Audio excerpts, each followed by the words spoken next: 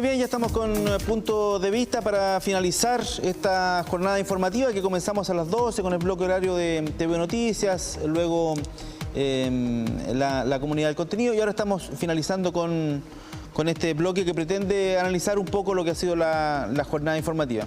Y hoy ayer vimos el tema político, estuvimos conversando el tema de los pescadores artesanales, pero hoy queremos ver el tema técnico del punto de vista de la pandemia.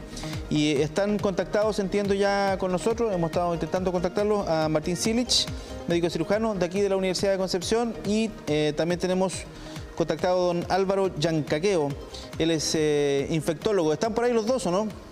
Así es. Ah, los veo, perfecto. Aquí estamos. ¿Cómo están? Gusto en saludarles. Mire, para partir de inmediato, hay una circunstancia a mí que me preocupa, y es específicamente el número de contagios en la región del Biobío. En general se dice que, claro, los contagios en la región del Biobío son bajos, que se mantienen ahí, no hay muchos brotes, los brotes que salieron están controlados. Sin embargo, los últimos 3 días hemos tenido un aumento progresivo de los casos. Hoy día tuvimos 25, ayer tuvimos 18, no me acuerdo. Y 3, 4 días atrás teníamos 3 casos. Como una semana estuvimos con 3 casos, 4 casos, 5 casos. Pero ahora estamos verificando un aumento. Voy a partir con el doctor Silich. Doctor, ¿le preocupa a usted también esa circunstancia o cree lo mismo que cree la autoridad regional en términos de que no está tranquila la cosa aquí en la región del Biobío?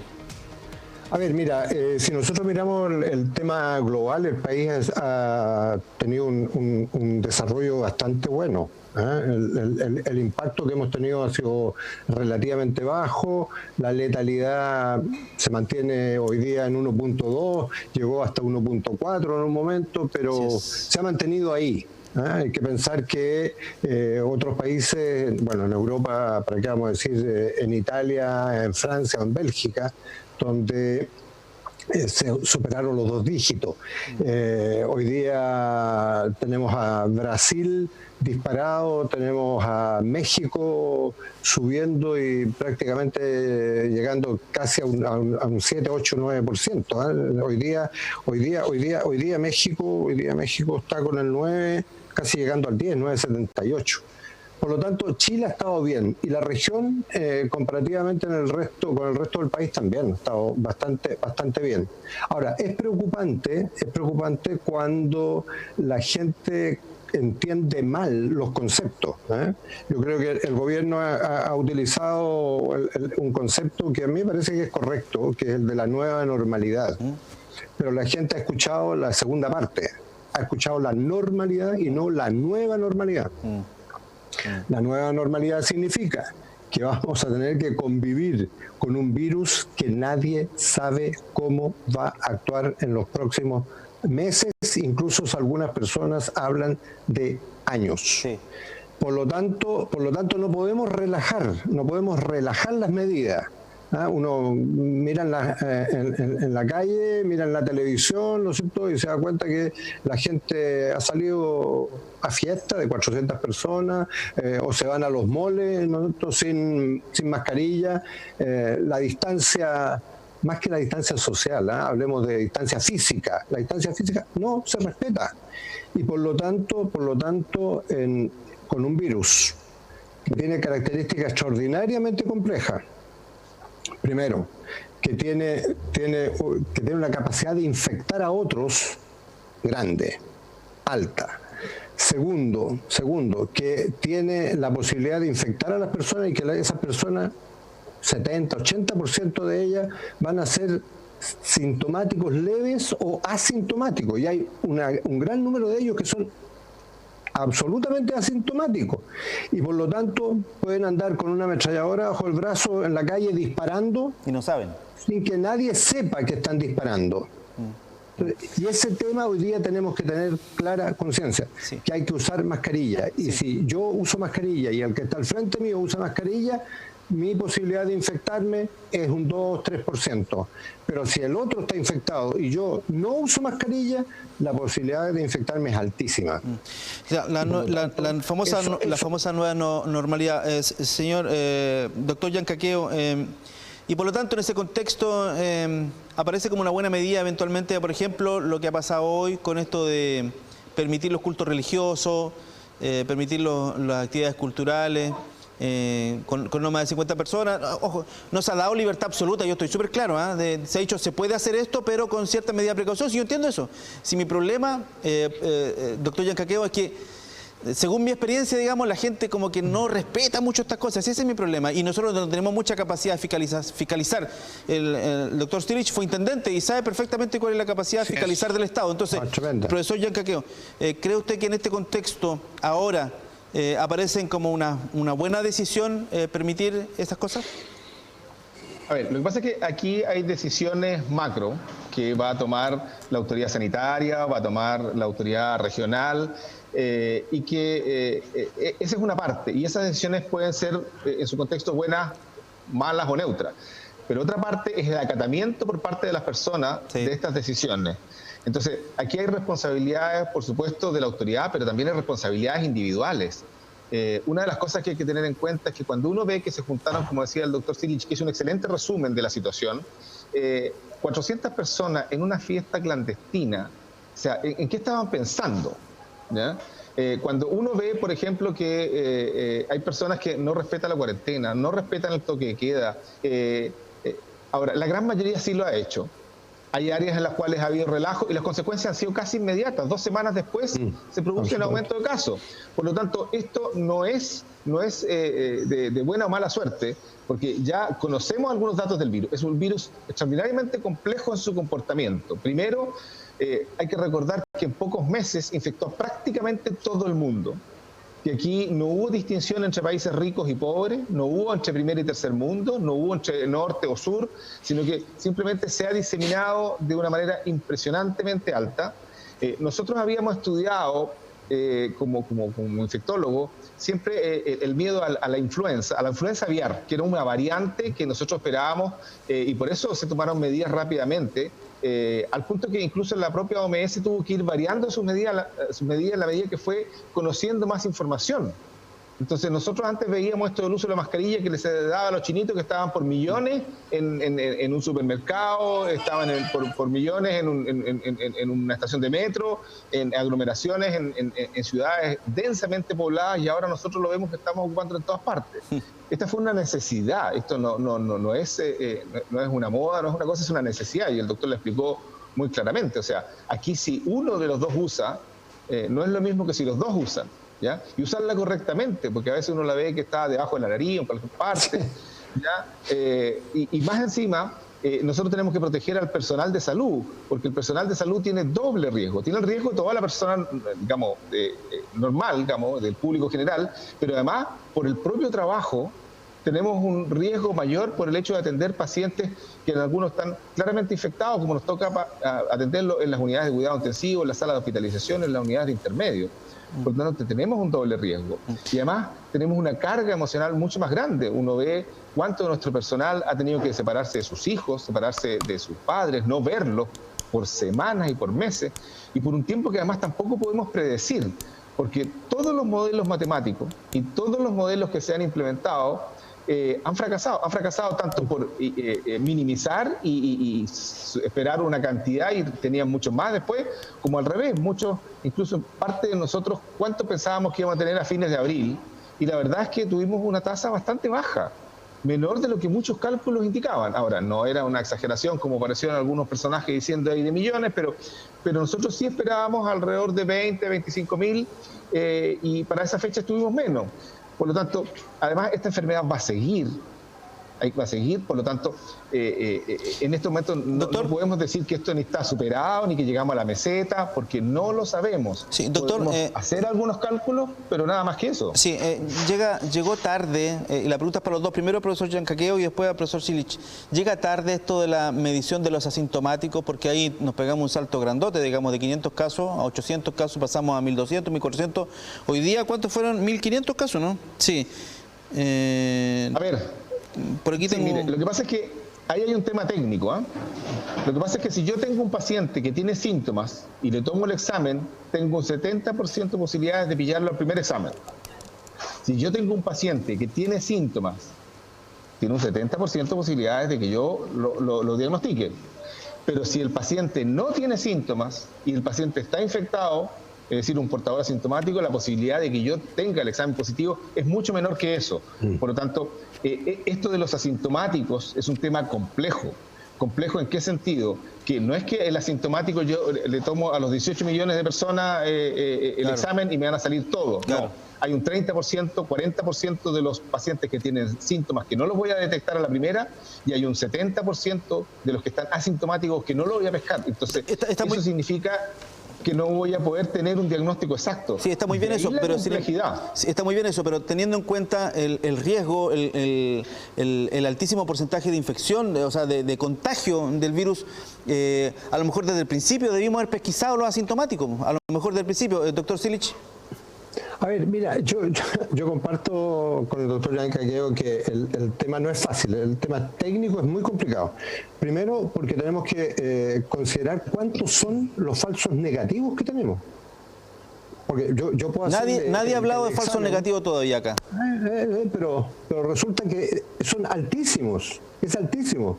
Mira, a ver, cuando el doctor Yancaqueo lo decía recién, si yo tomo al paciente cuando se infectó, en el momento mismo que se infectó, 2 días después, ¿no es cierto? Y tiene el virus en la garganta, y tiene el virus arriba, ¿no es cierto?, en la mucosa de la nariz, tengo más posibilidades de agarrarlo. Si el virus se fue hacia abajo, tengo menos posibilidades de agarrarlo, y por lo tanto el sujeto puede ser portador del virus y yo no tomarlo el virus, no agarrarlo. Ahora, no solamente voy a tener un falso negativo porque el virus se fue, migró, no se fue del organismo, migró hacia los pulmones, hacia la sangre y fue a hacer su trabajo en otra parte, sino también porque voy a tener falsos negativos por una mala muestra, por una mala toma de la muestra, porque la mucosa de ese paciente estaba más seca, etcétera, etcétera. Hay tantas variables para que me den los falsos negativos, que no es mira, incluso algunos han dicho, mire, cuando usted tiene 5, multiplique por 5. Sí, pero no es mejor. Lo que pasa es que ahí me pierdo yo con el tema de lo que dijo el profesor Yancaqueo en términos de cuándo vamos a tener el PIC finalmente. Si el PIC estaba presupuestado para finales de abril, principios de mayo, estamos ya en esa época, pero de repente en medio de eso, digamos, empezaron a buscar a los asintomáticos y se nos dispararon las cifras y seguimos subiendo las cifras. Hoy día, aquí tengo el datito, son 1.553 infectados, 1.343 sintomáticos y 190 asintomáticos. Entonces, cuando hablamos de PIC, ¿a qué nos referimos específicamente? Al mayor número de contagios versus el mayor número de fallecidos, y luego eso empieza a estabilizarse y luego a descender. A ver, cuando hablamos de PIC, es que cuando nosotros tenemos una curva que tiene la forma de una campana, el PIC es cuando llegamos a la máxima cantidad de pacientes diagnosticados en un periodo de tiempo, arriba, y después, por disminución de la cantidad de susceptibles, empieza a bajar. Y ese PIC, primero, no lo hemos llegado, ¿ya? Tiene que tener en cuenta que si nosotros tuviéramos un virus que se portara extraordinariamente bien con nosotros y no hubiéramos tomado ninguna medida, tendríamos el 10% de la población infectada. O sea, estamos hablando de 2 millones. Y si nosotros no hubiéramos portado pésimo y no hubiéramos tomado ninguna medida, podríamos haber llegado de aquí a agosto a más de 10 millones de pacientes, y mucho más. Entonces, todas estas medidas han dado resultado, pero el resultado, por supuesto, no es óptimo porque el virus es tremendamente ubicuo, ¿ya? Es tremendamente contagiante y se ha diseminado por todo el mundo. ¿Sí? Mucha gente piensa que en Italia o en España o en Inglaterra, que se han infectado una cantidad significativa de funcionarios de salud, no es que no tomen las medidas y no sean rigurosos, incluso yo creo que son más rigurosos que nosotros, pero el virus es tremendamente contagiante. Porque una de las características que tiene es que hay muchas enfermedades que nosotros combatimos en los hospitales que no afectan al personal de salud, pero aquí el virus ha afectado en forma importante al personal de salud. Y esa es una característica que no tienen todas las enfermedades infecciosas. El doctor Yancaqueo señalaba hace 2 minutos, perdón, doctor, señalaba hace 2 minutos que no conocemos mucho el virus, digamos, no sabemos cómo se va a comportar de aquí para adelante. En ese contexto, profesor Silich o doctor Silich, ¿qué le parece la iniciativa del famoso carnet COVID si no sabemos cómo se va a comportar el virus? A ver, tiene para dulce y para gras. Hay muchas personas. La discusión es si realmente yo puedo hacer hoy día el diagnóstico certero, y yo creo que Yancaqueo va a compartir conmigo. Yo tengo instrumentos para medir cómo está reaccionando mi cuerpo al virus que entró, los anticuerpos, el IgG y el IgM. Pero el IgG y el IgM son los mecanismos de defensa que yo tengo. Pero lo que muchos dicen hoy día es, mire, yo veo este tanque que está adentro del organismo, está en las mesetas, esperando que vuelva el virus para darle un golpe. Pero ese tanque es de utilería o un tanque que tiene realmente todas las armas adentro para matar al virus. Y el tema es eso, no sabemos cuán eficiente va a ser la defensa para un nuevo ataque del virus. Por lo tanto, mira, sabemos tan poco de este virus, que lo que tenemos que hacer es cada vez ir aprendiendo más, pero cuidándonos más. Por eso que nos han dicho, mire, este virus llegó para quedarse hasta que aparezca una nueva vacuna. Y el tema es cuándo va a aparecer la nueva vacuna, cuán eficiente va a ser la nueva vacuna, ¿no es cierto? Y cuán eficiente va a ser nuestros propios mecanismos de defensa para defenderlos de un nuevo ataque. El doctor Giancaqueo decía recién, ¿no es cierto? Nadie sabe cuándo va a venir una segunda ola, una tercera ola. ¿Pero puede venir en Chile, doctor Giancaqueo, una segunda ola, una tercera ola? Por supuesto, o sea, eso no lo sabemos, pero tampoco somos inmunes ni somos una población muy especial, distinta del resto del mundo. Para que se hagan una idea, en estos momentos, si ustedes revisan la estadística, por cada 100 exámenes que se hacen, 7 u 8 salen positivos. Es decir, estamos haciendo más de 10 veces lo que necesitamos, o sea, estamos buscando activamente los pacientes. Y de eso probablemente hay 5, 6 o 7 exámenes que a lo mejor dieron falso negativo, pero hay otros 90 exámenes, 85 exámenes de que pescaron a gente que no tenía la enfermedad todavía, ¿ya? Ahora, no sabemos si dentro de eso además se nos pueden haber pasado algunos asintomáticos absolutos, porque además hay que tener en cuenta que, para que se hagan una idea, el virus se describió como tal y se secuenció a mediados de enero, el 9 de enero de hecho se secuenció. Poco tiempo después, a través de cooperaciones internacionales, se manda la sonda para hacer este examen de PCR, que afortunadamente nosotros tenemos la capacidad de hacerlo, ¿ya?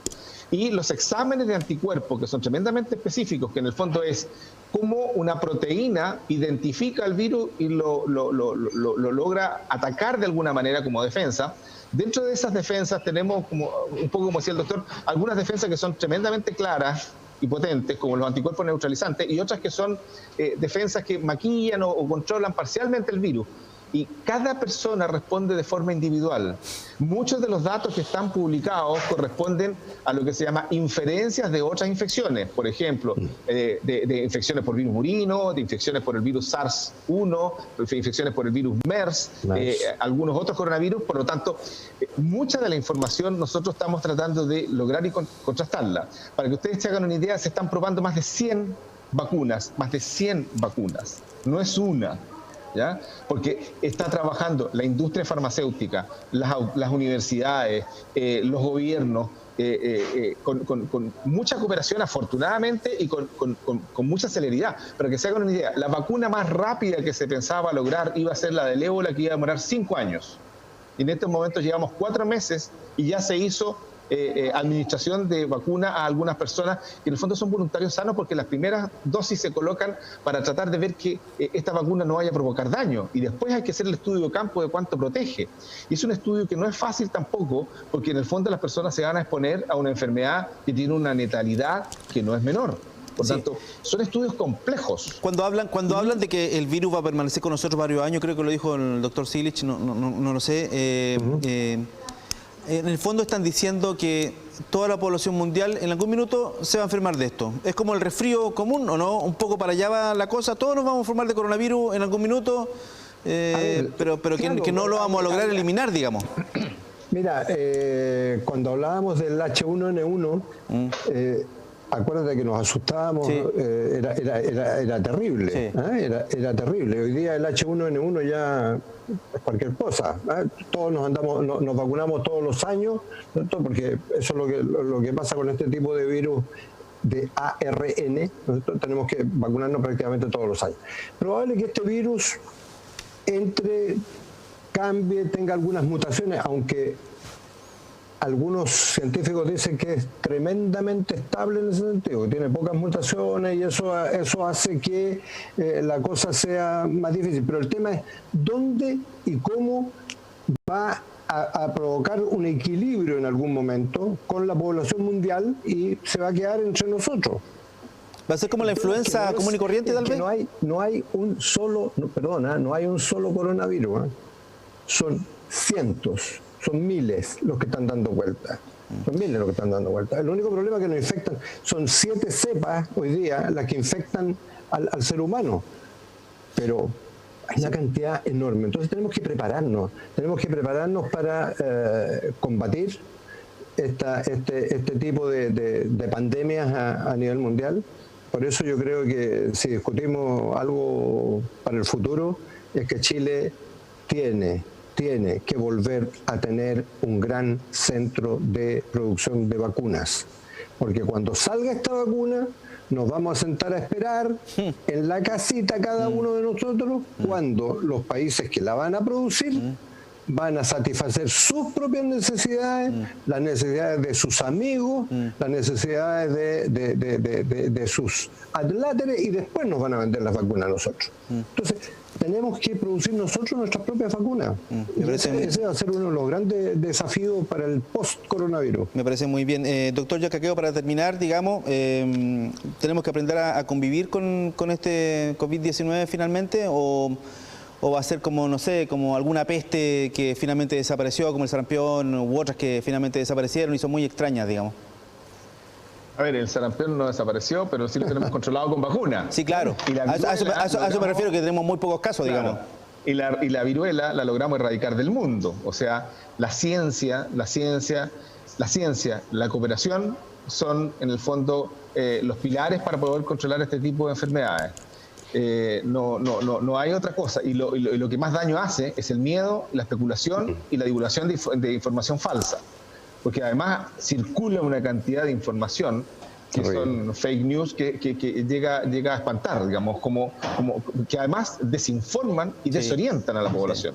Entonces, ahora, ¿qué es lo que va a pasar?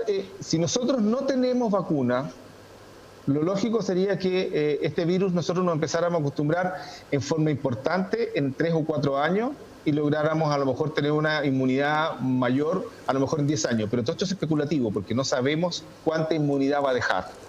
No sabemos cuán eficiente va a ser en el largo plazo. Por lo tanto, esto es tremendamente complejo. Hay una frase de Bertrand Russell que a mí me encanta, que dice, mira, el problema es que los sabios están llenos de dudas, y hay mucha gente que no sabe mucho, pero que tienen la certeza absoluta de lo que hay que hacer. Y eso es tremendamente cierto, porque cada quien, esto es como cuando Chile pierde un partido de fútbol, ¿cierto? Hay 11 millones de entrenadores que saben hacerlo mejor que el entrenador. Pero aquí tenemos mucha información, primero, que está inferida, segundo, que se está probando. Nosotros teníamos mucha esperanza, por ejemplo, de que la semana pasada, el 29 de abril, se abrió el protocolo del Remdesivir, que es un antiviral sobre el cual teníamos mucha expectativa, y el resultado fue que lo único que logró fue acortar unos pocos días 30%. La enfermedad, pero no más que eso, ¿ya? Entonces, de repente se generan expectativas. De hecho, las acciones de la empresa que fabricaba el medicamento se habían disparado una semana antes de abrir el protocolo. Así que, pero sin embargo, eso por otro lado nos dice que hay mucha gente que está estudiando, ¿ya? Mucha gente que está produciendo. O sea, en tiempos de estas crisis, los sabios, las personas inteligentes, las personas que digamos, de buenas intenciones están buscando soluciones, y el resto está buscando joder, obstruir o lanzar mentiras. Yo creo que el mundo nos pilla en una mejor situación. Si esto hubiera ocurrido 50 años atrás, la situación habría sido diametralmente más grave, diametralmente distinta, porque en pocos días logramos secuenciar el virus, o sea, tener el genoma completo. En pocos días logramos establecer los mecanismos de contagio e ir progresando en la información. En pocos días, la mayoría de los laboratorios, los principales de los países, los laboratorios centrales, los laboratorios universitarios, tenían la capacidad de hacer diagnóstico a través de este sistema que se llama PCR. La PCR recién partió el año 85, es de la década de los 80, o sea, no es una cosa antigua.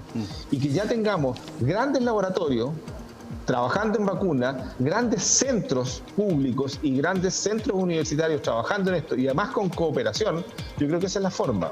Bueno. Yo creo que esto lo vamos a derrotar, no sabemos cuándo. Todo cálculo, les aseguro que es especulativo. Sí, pero no va a ser un camino corto. Tenemos probablemente, usted señala 3 o 4 años y probablemente es lo que tenemos que a lo que tenemos que prepararnos, y por eso nueva normalidad, no la normalidad como se ha entendido muchas veces. Quiero agradecer al doctor Yancaqueo y al doctor Silich por participar de Punto de Vista. Muchas gracias a ambos. Sé que están trabajando ahí, se ve que están en un centro asistencial trabajando, así que sí, muchas gracias, muy gentiles por este contacto. Sí. Gracias a ustedes. Bien, y yo me despido entonces de este punto de vista donde quisimos abordar un poquito el fondo del asunto, el virus en sí mismo y cómo está actuando. El panorama es incierto. Yo puedo definir esto como que el panorama es incierto y que definitivamente por lo mismo no tenemos que descuidarnos. Así que si no tiene que salir, no salga, y si salga, y si va a salir, hágalo guardando las precauciones del caso. Yo me despido, nos encontramos mañana a las 12 horas con el bloque informativo de TV Noticias. Muchas gracias, buenas tardes.